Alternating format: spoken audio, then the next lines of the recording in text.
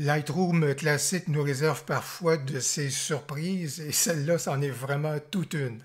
Imaginez-vous que je viens de découvrir un outil qui est tout à fait méconnu, qui est tout à fait inconnu et qui nous permet d'appliquer un effet de vibrance de façon localisée. Oui, il existe. Préparez-vous à quelque chose d'assez surprenant. Voilà ce qu'on examine maintenant. Si c'est votre première visite sur cette chaîne, bonjour, je suis content que vous soyez là. Mon nom est Louis Lavoie, je suis l'auteur du blog et de la chaîne fairedelaBellePhoto.com. C'est une chaîne qui s'applique à partager avec vous des trucs, des conseils, des astuces, de même que des découvertes. Et aujourd'hui, ça en sera toute une, des découvertes afin que vous puissiez progresser dans le domaine de la photo. Si vous aimez des vidéos comme celle-ci, n'hésitez donc pas à cliquer sur j'aime et surtout n'hésitez pas à vous abonner. Je vois que vous vous intéressez à Lightroom classique, ça tombe bien, j'ai justement plusieurs vidéos sur le sujet. Et aujourd'hui, je veux rendre à César ce qui revient à César.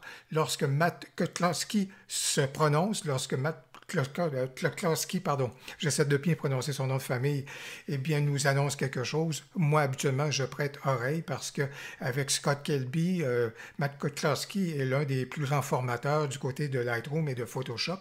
Et assez souvent, il a la chance d'avoir des confidences là, de la part donc d'Adobe. Et l'outil qui est méconnu et qui est inconnu, c'est quelque chose qu'il a partagé avec nous donc récemment. Et je tiens à lui rendre, comme on dit, on va rendre à César ce qui appartient à César. De quoi est-il question? C'est qu'on est capable d'appliquer de la vibrance et un effet de vibrance de façon localisée. Mais tout de suite, avant de basculer dans l'outil en question, on va essayer de comprendre les choses. Et ici, je vais profiter d'un portrait que j'ai fait de Marie-Josée, qui est une collègue d'Anticosti qui était de passage à Montréal, pour vous rappeler encore une fois la différence entre vibrance et saturation et pour que vous voyez l'effet de l'un et l'autre des outils sur la photo actuellement. Alors, la vibrance, habituellement, on se tourne vers la vibrance surtout dans le domaine du portrait, parce que la vibrance va affecter l'ensemble des tons moyens, sauf les orangés et un peu le jaune. En fait, tout ce qui se rapproche de la peau. Alors, dans ce cas ici, si je pousse la vibrance au maximum et à 100%, regardez, alors vous voyez que toutes les teintes à ce moment-là viennent de prendre leur envol, sauf que regardez le visage de Marie-Josée, regardez un peu les cheveux de Marie-Josée, dis-je, et particulièrement regardez le cadre de la fenêtre juste ici à l'arrière. Vous voyez comment l'effet est beaucoup moins prononcé du côté de la vibrance. Et dans ce cas-ci, bien sûr, je suis à 100%, donc c'est vraiment là, poussé au maximum.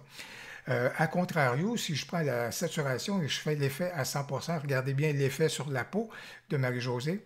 Alors, vous voyez qu'ici, ça a pris les orangés et les jaunes et ça les a donc également poussés. Peut-être pas avec la même intensité que vibrance à l'égard des autres tons, mais vous pouvez que voir ici l'effet à 100% de la saturation sur la peau. C'est vraiment pas souhaitable. Alors, l'outil vibrance, c'est pour ça qu'on se dit que c'est un outil qui est intéressant lorsqu'on fait effectivement du portrait. C'est l'outil à privilégier. Encore une fois, je vais juste vous ramener vibrance au niveau donc de l'ensemble des teintes et regardez, vous voyez qu'il n'y a presque pas d'effet donc au niveau de la peau de Marie-Josée lorsque je pousse vibrance à 100%. Je vais également vous montrer quelque chose présentement. Si je prends vibrance et je l'amène à 0 et que je désature, en fait, je ne désature pas, que je prends vibrance et que je l'amène à moins 100, bien regardez, il reste quand même des teintes. Vous voyez, il y a un peu de teinte verte que vous retrouvez là. On dirait qu'il y a encore un petit peu d'orangé également ici. On voit visiblement qu'il y a certaines teintes qui résistent un tout petit peu, alors qu'évidemment, si je prends saturation et que je l'amène donc à moins 100, je viens de complètement désaturer ma photo et j'en ai fait donc une photo noir et blanc. Alors, avec cet exemple-ci, je pense que vous voyez bien et mémorisez, si vous voulez, l'effet de vibrance. Donc, ici à 100%, comment les bleus sont tout à fait resplendissants, le violet a vraiment pris son envol, le vert du sac est très, très, très prononcé.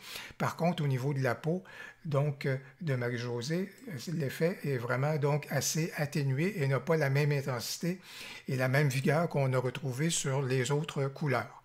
Maintenant, allons donc voir notre outil méconnu et inconnu.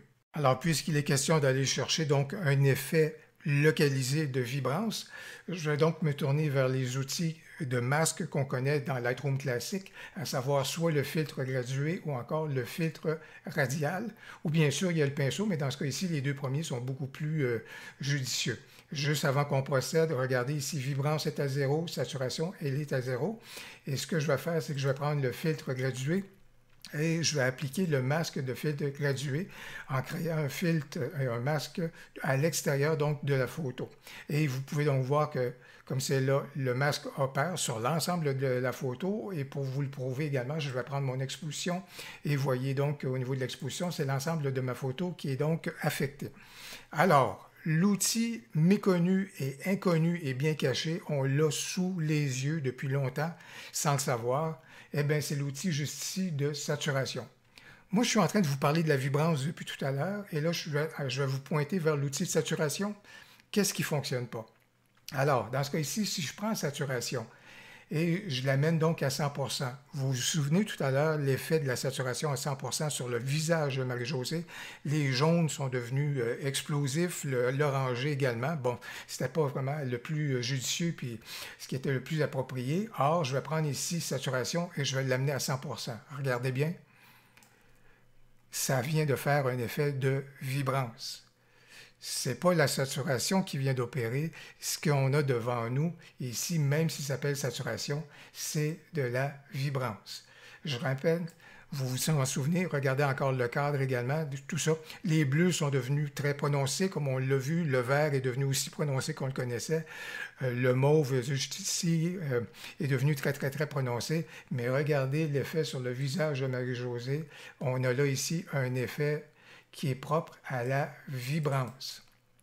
Alors, c'est là que Matt Klossky a eu une confidence, ou en fait une information de la part d'un ingénieur d'Adobe qui dit, on l'a appelé saturation, mais c'est un curseur de vibrance.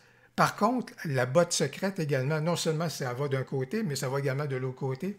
Imaginez-vous que si je prends ici le curseur saturation, ou en l'occurrence ici, je viens parler de vibrance, et je l'amène dans la négative, ben, du côté négatif, ça retrouve donc ses fonctions au niveau de la saturation. Ça vient donc de créer un noir et blanc.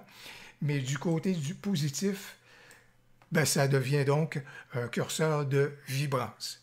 C'est vraiment très particulier. Il n'y a rien à n'y comprendre, si ce n'est de connaître le phénomène, si ce n'est de connaître donc la possibilité qui nous est offerte par ce curseur-là. Alors, de façon concrète, maintenant, sachant cela, ben, voilà donc un outil vers lequel on est capable de se tourner davantage. Sachant, par exemple, ici, je vais faire un cercle radial comme exemple et que je vais appliquer et je veux donner vie aux fleurs qui sont justement dans cette devanture-là. Mais vous voyez qu'il y a beaucoup de couleurs qui sont orangées, et en particulier donc au niveau de la boiserie. J'aime bien conserver une couleur qui est assez naturelle, je vous dirais, au niveau du bois. Or, dans ce cas ici, le bois, à quoi est-ce que ça s'apparente? À de la peau. Alors voilà donc, si saturation était vraiment saturation, ben je sais que si j'appuyais sur le champignon, ben le bois deviendrait une espèce d'orangé là, assez amplifié, puis qui ne serait peut-être pas nécessairement le plus judicieux. Mais puisque c'est de la vibrance, ben alors on va s'amuser. Sachant cela à ce moment-là, on est capable donc de pousser. Ça vient donner donc vie à l'ensemble de la végétation qu'on retrouve là, un tout petit peu moins ici justement parce que ça s'apparente à de la peau. Également, c'est un peu moins prononcé là où est-ce que les teintes s'apparentent à de la peau, mais pour le reste, à ce moment-là, le vert a pris vie et un tout petit peu à ce moment-là, le cadre qui est juste là. Alors, vous voyez qu'à ce moment-là, c'est avantageux et c'est tout à fait intéressant de connaître à ce moment-là le comportement réel de ce curseur-là au niveau de notre retouche photo. Et bien voilà pour une belle découverte dans Lightroom Classic et encore une fois, je tiens à remercier Matt Klossky pour le partage d'informations. Je pense que l'information, elle est précieuse et nous permet maintenant de pouvoir recourir à cet outil-là, en tout cas certainement pour ma part, de recourir à cet outil-là dans ma retouche localisée de façon plus informée et de façon plus pertinente à ce moment-là. J'espère que vous avez aimé la vidéo et dans les commentaires, n'hésitez pas à nous faire part si vous connaissez d'autres outils moins bien connus, d'autres belles découvertes qu'on pourrait faire à l'égard de Lightroom Classic. On a bien hâte de vous lire et on a bien hâte de connaître vos découvertes. N'hésitez donc pas à commenter. Au plaisir, à la prochaine.